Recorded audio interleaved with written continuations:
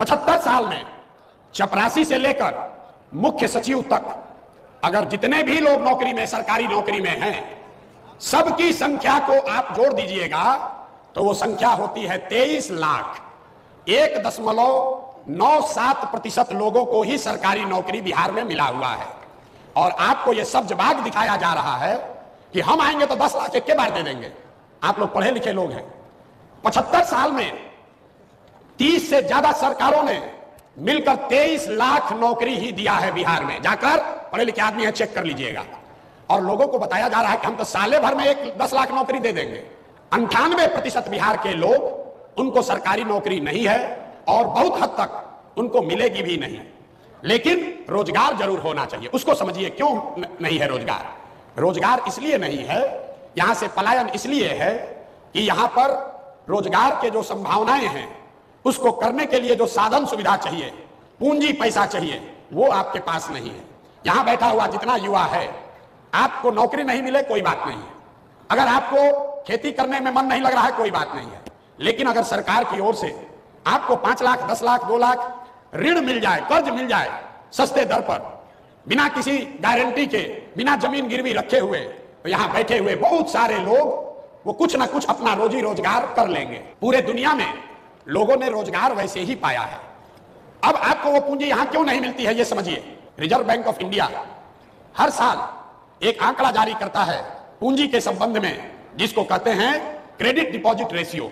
मतलब बैंकों में आपने, हमने कितना पैसा जमा किया और बैंकों ने उसके एवज में आपको, हमको, सबको मिलाकर कितना पैसा वापस रोजी रोजगार के लिए दिया, घर बनाने के लिए दिया, गाड़ी खरीदने के लिए दिया, पढ़ाई करने के लिए दिया। इसको कहते हैं सीडी रेशियो। पूरे देश में सीडी रेशियो है 75% औसत। मतलब अगर सब लोग मिलकर बैंक में 100 रुपया जमा किए तो बैंकों ने 75 रुपया वापस दिया लोन के तौर पर, ताकि लोग रोजी रोजगार कर सकें। बिहार में 1990 से लेकर अभी तक सीडी रेशियो है 40%। नतीजा क्या हुआ?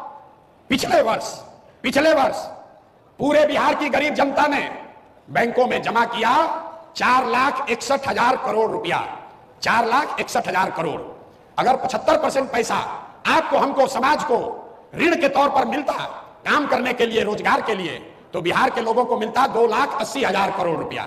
लेकिन मिला कितना? 1,61,000 करोड़। बाकी का पैसा कहां गया? बाकी का पैसा इन बैंकों ने बिहार से उन राज्यों में भेज दिया जहां उद्योग धंधे लग रहे हैं, जहां रोजगार हो रहा है।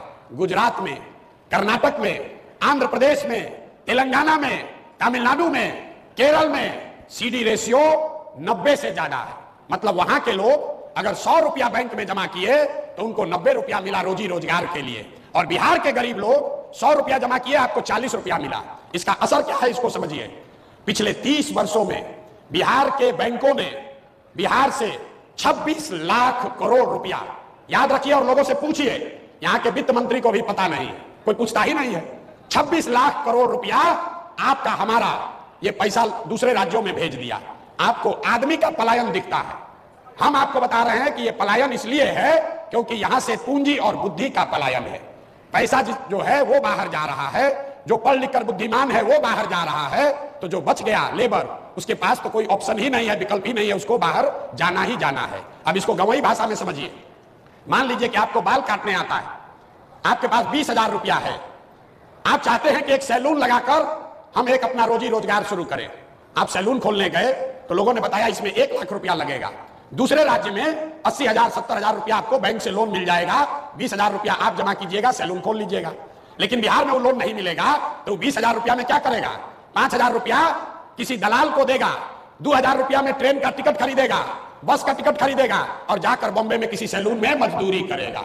यह पूंजी का प्रभाव है। जन स्वराज का मंत्र है कि 15 साल से कम उम्र के हर बच्चे को पढ़ाई की अच्छी व्यवस्था कर दी जाए ताकि बेरोजगारों की संख्या में इजाफा ना हो।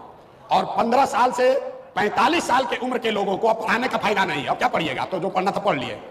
15 से 45 साल के उम्र के बच्चों को रोजगार अगर देना है तो यहां पर पूंजी की व्यवस्था उन लोगों के लिए करनी होगी। घर घर अगर पूंजी की व्यवस्था होगी तो यहाँ का युवा इतना काबिल है, उसमें वो क्षमता है, यहाँ की माताएं बहनें वो काम कर सकती हैं, उनको साधन व्यवस्था दे दिया जाए तो सब लोग कुछ ना कुछ कर सकता है। कुछ नहीं करेगा, 4 गो गाय भैंस तो सब पाल लेगा। मुर्गा फार्म सब खोल लेगा। गुजरात में 1970 के जमाने में सबसे पहले ग्रामीण क्षेत्र में पैसा तब आया जब अमूल खुला और घर घर से 15 लीटर 20 लीटर लोग दूध बेचना शुरू किया। बिहार में वो सुविधा नहीं है, यहां रोजी रोजगार करने की सुविधा नहीं है। दुनिया में जितने बड़े देश हैं, स्कैंडिनेवियन कंट्री, अमेरिका इंग्लैंड से भी तो ज्यादा धनी देश है, डेनमार्क, स्वीडन, नॉर्वे, जो ये देश है जिनको स्कैंडिनेवियन कंट्री कहते हैं, यहां पर सबसे ज्यादा प्रॉस्पेरिटी है, सबसे ज्यादा खुशहाली है, सबसे ज्यादा पैसा है। वहां पर कोई बड़ा उद्योग नहीं है, वहां कोई खनिज संपदा नहीं है, वहां कोई आईटी का बहुत बड़ा कंपनी का नाम आप नहीं सुने होंगे। लेकिन वहां लोग पैसे वाले कैसे हैं? क्योंकि उनको अच्छी शिक्षा है और शिक्षा के बाद हर घर में करने के लिए कुछ ना कुछ रोजी रोजगार है। तो नौकरी आप करना चाहते हैं कीजिए, लेकिन नौकरी से, सरकारी नौकरी से बिहार में बेरोजगारी खत्म नहीं हो सकती है, इस भ्रम में मत पलिए। जो लोग आपको ये बता रहे हैं वो अब वोट लेकर फिर से अपना जीवन अपने लिए नौकरी खोज रहे हैं, आपको नौकरी नहीं देने वाले।